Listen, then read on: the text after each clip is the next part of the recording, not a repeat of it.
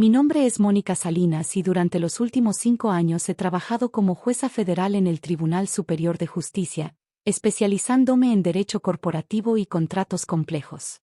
Sin embargo, en mi vida personal prefiero mantener un perfil bajo, especialmente cuando se trata de relaciones sentimentales. He aprendido que revelar mi profesión demasiado pronto puede cambiar completamente la dinámica de una relación. Conocí a Andrés Villalobos hace 3 años en una cafetería cerca de los juzgados. Él estaba revisando expedientes legales mientras yo disfrutaba mi descanso de una jornada particularmente intensa de audiencias. Cuando me acerqué a pedir azúcar para mi café, iniciamos una conversación casual que se extendió por más de 1 hora. ¿A qué te dedicas?, me preguntó durante esa primera conversación. Trabajo en el sistema de justicia, respondí vagamente. No era mentira, pero tampoco era toda la verdad. ¡Qué coincidencia! Yo soy abogado litigante. Principalmente manejo casos corporativos y contratos comerciales. Durante los siguientes meses de noviazgo, mantuve mi identidad profesional cuidadosamente oculta. Andrés asumió que trabajaba como secretaria o asistente en alguna oficina judicial, una suposición que nunca corregí directamente. Era fascinante observar cómo su personalidad se desarrollaba cuando creía tener una ventaja intelectual sobre mí. El derecho es muy complicado, mi amor, me explicaba condescendientemente durante nuestras cenas. Requiere años de estudio y una mente muy analítica. No es algo que cualquier persona pueda entender. Asentía dulcemente mientras él me explicaba conceptos básicos de derecho constitucional que había dominado desde mi primer año en la Facultad de Derecho de la UNAM, donde me gradué con mención honorífica. Por ejemplo, continuaba Andrés, los contratos tienen cláusulas muy específicas que determinan la validez legal de un acuerdo. Si no entiendes la terminología jurídica, puedes firmar algo que te perjudique enormemente. Suena muy complicado, respondía, fingiendo admiración por su sabiduría. Lo que más me molestaba no era su condescendencia hacia mí específicamente, sino su actitud general hacia las mujeres en el ámbito legal. Durante reuniones sociales con sus colegas, escuchaba constantemente comentarios despectivos sobre juezas, abogadas y fiscales mujeres. Las mujeres son demasiado emocionales para el litigio serio, le escuché decir a uno de sus socios durante una cena. Necesitan una mente fría y calculadora para ganar casos importantes. Exactamente, concordó Andrés. Por eso mi novia trabaja en administración judicial, no en la parte legal. ¿Sabe cuáles son sus limitaciones? Respiré profundamente, recordándome que la información que estaba recopilando sobre su carácter valía la pena la humillación temporal. La relación comenzó a deteriorarse cuando Andrés decidió que era momento de educarme más formalmente sobre su profesión. Me regaló libros básicos de derecho, me explicaba casos simples durante horas, y constantemente me hacía exámenes sobre conceptos que había aprendido en mi primer semestre de carrera. Mónica, me dijo una noche después de una de sus largas lecciones, creo que tienes potencial para entender lo básico, pero nunca podrías manejar algo realmente complejo como un litigio o redactar contratos importantes. Probablemente tengas razón, respondí, mordiéndome la lengua. El punto de quiebre llegó cuando decidimos terminar la relación. Habíamos comprado juntos algunos muebles y electrodomésticos para el departamento donde vivíamos ocasionalmente los fines de semana. Yo había pagado la mayoría de estos artículos con mis ahorros, pero por simplicidad habíamos puesto todo a nombre de Andrés. Bueno, dijo durante nuestra conversación de ruptura, obviamente yo me quedaré con todas las cosas que compramos juntos. Están a mi nombre y tú no tienes manera de probar que contribuiste económicamente. Andrés, yo pagué casi todo. Tengo los recibos. Se rió con crueldad. Los recibos no significan nada sin un contrato formal que establezca propiedad compartida. Y como tú no entiendes de leyes, obviamente no hiciste ningún documento legal. ¿Podrías al menos quedarte con la mitad del valor? Fueron más de 200,000 pesos. No funciona así, querida. En el derecho, la posesión legal es lo que importa, no tus sentimientos o tus recibos de compra. Una semana después, recibí una demanda formal.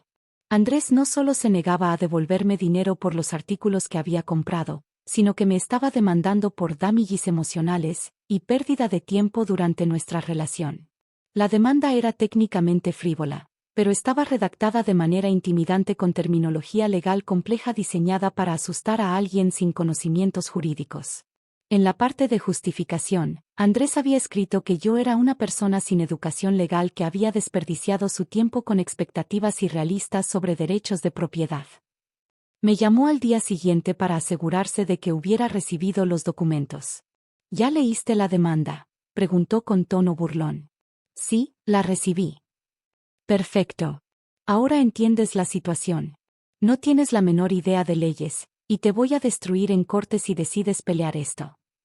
Mantuve mi voz tranquila y profesional. Tienes razón, Andrés.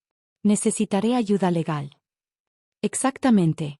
Y cuando tu abogado vea lo débil que es tu caso, te aconsejará que te retires y pagues mis costos legales. Esto te va a salir muy caro. Veremos qué pasa.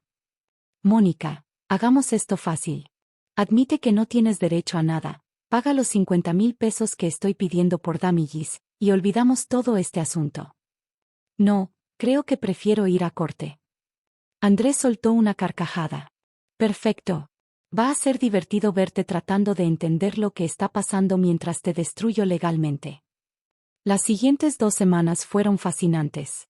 Andrés había programado la audiencia para un viernes por la mañana en el Juzgado Tercero de lo Civil, aparentemente sin investigar qué juez estaría presidiendo el caso. Había asumido que conseguiría un juez hombre, mayor, que simpatizaría con su posición. Durante esas 2 semanas, recibí llamadas diarias de Andrés ofreciéndome últimas oportunidades para resolver el caso fuera de corte. Mónica, mi oferta sigue en pie. 50,000 pesos y esto se acabó. Si vas a juicio, te voy a pedir el doble. Entiendo tu posición, Andrés. ¿Conseguiste abogado? Porque espero que sea bueno. Yo llevo 15 años litigando y nunca he perdido un caso de contratos. Estoy manejando mi representación legal. ¿Qué significa eso? ¿Vas a representarte a ti misma? Mónica, eso es suicidio legal. Hay un dicho, el que se representa a sí mismo tiene un tonto por cliente. Es un riesgo que estoy dispuesta a tomar. Tu funeral. Literalmente. Tu funeral legal. El día de la audiencia llegué al juzgado 2 horas antes de lo programado. Tenía rutinas muy específicas para prepararme mentalmente antes de las sesiones importantes, y esta definitivamente calificaba como importante, aunque por razones personales más que profesionales. Me dirigí directamente a mi oficina privada, donde guardaba mi toga oficial y los documentos del caso. Había revisado la demanda de Andrés minuciosamente y identificado al menos 12 errores procedimentales que por sí solos serían suficientes para desestimar el caso completamente. A las 9:50 de la mañana, me puse mi toga negra de jueza federal y revisé mi imagen en el espejo. Me veía exactamente como lo que era, una autoridad judicial con años de experiencia en casos mucho más complejos que este drama personal. A las 10 de la mañana en punto, entré a la sala de audiencias por la puerta lateral reservada para los jueces. Andrés estaba sentado en la mesa del demandante, revisando sus notas con confianza arrogante. Tenía puesta su mejor corbata y su sonrisa más intimidante. Buenos días, anuncié tomando mi lugar en el estrado. Damos inicio a la audiencia del caso Villalobos contra Salinas. El sonido de mi voz hizo que Andrés levantara la mirada. Su expresión pasó de confianza a confusión, luego a shock absoluto, y finalmente a horror puro. Mónica, susurró, su voz apenas audible. Buenos días, licenciado Villalobos. Soy la jueza Mónica Salinas, y estaré presidiendo esta audiencia. Andrés se quedó completamente inmóvil, como si su cerebro hubiera dejado de procesar información. Su abogado acompañante lo miraba confundido, preguntándose por qué su cliente parecía haber visto un fantasma. Licenciado Villalobos, continué con mi voz judicial más formal. ¿Está listo para presentar su caso? Andrés intentó ponerse de pie, pero sus piernas no parecían responderle. Se aferró a la mesa, tratando de mantener el equilibrio. Usted es. Tartamudeó. Soy la jueza asignada a este caso, licenciado. ¿Hay algún problema?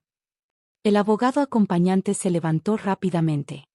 Su señoría, mi cliente parece haber tenido algún tipo de reacción médica. Podríamos solicitar un receso de 5 minutos. Receso concedido. 5 minutos. Durante el receso, Pude ver a través del vidrio de mi oficina cómo el abogado de Andrés trataba desesperadamente de entender qué estaba pasando.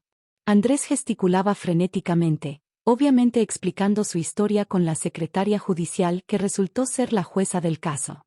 Cuando regresamos a la audiencia, Andrés había recuperado algo de compostura, pero su arrogancia anterior había desaparecido completamente. Licenciado Villalobos, comencé, he revisado su demanda y tengo varias preguntas procedimentales. Sí, su señoría, respondió con voz temblorosa. En primer lugar, veo que está demandando por damages emocionales, en un caso de propiedad personal. ¿Puede citar precedente legal para esta combinación de reclamos? Andrés miró a su abogado acompañante, quien claramente no había revisado el caso tan meticulosamente como debería. Bueno, su señoría, creemos que... Licenciado, interrumpí, o tiene precedente legal o no lo tiene. ¿Cuál es? No tenemos precedente específico, su señoría. Entiendo. Segundo punto. Afirma que la demandada no tiene derecho a propiedad compartida debido a falta de documentación formal. ¿Ha revisado el Código Civil respecto a bienes adquiridos durante convivencia de facto? ¿Yo? Nosotros. La respuesta es no, licenciado. Porque si lo hubiera hecho, sabría que el artículo 1368 establece claramente que las contribuciones financieras documentadas crean derechos de propiedad proporcional, independientemente de quien tenga la posesión física. Andrés se veía cada vez más pequeño en su silla. Tercer punto, continué. Su demanda incluye lenguaje despectivo hacia la demandada, refiriéndose a ella como persona sin educación legal. ¿Considera que este lenguaje es apropiado para un documento judicial? No, su señoría. Me disculpo. Licenciado Villalobos, ¿sabía usted que la demandada es jueza federal con 15 años de experiencia en derecho corporativo? El silencio en la sala era ensordecedor. Andrés negó con la cabeza débilmente. Sabía que se graduó summa cum laude de la Facultad de Derecho de la UNAM y tiene una maestría en Derecho Internacional de Harvard. No, su señoría. ¿Sabía que ha presidido más de 2000 casos de contratos comerciales y ha publicado 3 libros sobre jurisprudencia corporativa? No, su señoría. Me recosté en mi silla judicial, observando cómo Andrés procesaba lentamente la magnitud de su error. Licenciado Villalobos, basándome en mi revisión de este caso, encuentro que su demanda carece de fundamento legal, contiene múltiples errores procedimentales, e incluye lenguaje inapropiado hacia la demandada. Su señoría. No he terminado. Además, encuentro evidencia de que usted intentó intimidar a la demandada utilizando su supuesta ignorancia legal para forzar un acuerdo desfavorable. Andrés se había puesto completamente pálido. Por lo tanto, continué, desestimo su demanda en su totalidad. Además, ordeno que usted pague las costas judiciales y devuelva inmediatamente todos los artículos adquiridos con fondos de la demandada, más intereses. Su señoría, ¿podríamos apelar? Sonreí ligeramente. Por supuesto, licenciado. La apelación sería revisada por el Tribunal Federal de Circuito, donde yo presidí durante 3 años antes de mi nombramiento actual. Estoy segura de que mis antiguos colegas encontrarán su caso interesante. Después de la audiencia, Andrés me esperaba en el pasillo fuera de la sala. Mónica, comenzó, su voz completamente diferente a la arrogancia de semanas anteriores, yo no sabía. Por supuesto que no sabías, Andrés. Nunca te molestaste en preguntarme sobre mi trabajo real. Asumiste que porque no presumía mi educación o mi posición, era inferior a ti. ¿Por qué nunca me dijiste? Porque quería ver quién eras realmente cuando creías tener poder sobre alguien. Y lo descubrí. Andrés bajó la mirada. Podrías reconsiderar el fallo. El fallo es final, licenciado. Pero puedo ofrecerte un consejo profesional gratuito. ¿Cuál? La próxima vez que conozcas a una mujer, trata de conocer realmente quién es antes de asumir quién crees que debería ser. Los meses siguientes trajeron cambios interesantes en mi vida profesional y personal. La historia del abogado que demandó a su exnovia sin saber que era jueza federal se extendió rápidamente por la comunidad legal. Andrés se convirtió en el ejemplo perfecto de por qué la arrogancia y los prejuicios pueden ser profesionalmente destructivos. Recibí todos mis artículos de vuelta, junto con una disculpa formal por escrito. Andrés también pagó las costas judiciales y, según escuché posteriormente, tuvo que explicar el caso a los socios de su firma, quienes no quedaron impresionados con su juicio profesional. En cuanto a mí, decidí que era momento de ser más abierta sobre mi carrera en futuras relaciones. No para intimidar, sino para asegurarme de que cualquier hombre interesado en conocerme realmente me valorara por quien soy, no por quien asume que debería ser. Un año después, conocí a Miguel, un profesor de historia que se sintió genuinamente intrigado y orgulloso cuando le conté sobre mi trabajo como jueza federal. Nunca me explicó condescendientemente cómo funcionan las leyes, y siempre me pidió mi opinión sobre casos legales interesantes que veía en las noticias. En cuanto a Andrés, escuché que ahora trabaja como abogado corporativo junior en una firma pequeña. Aparentemente, ha desarrollado una reputación por ser excepcionalmente respetuoso hacia las abogadas y juezas mujeres. Quizás aprendió algo valioso de nuestra experiencia después de todo. A veces la mejor lección no viene de ganar un caso, sino de permitir que alguien descubra las consecuencias naturales de sus propios prejuicios.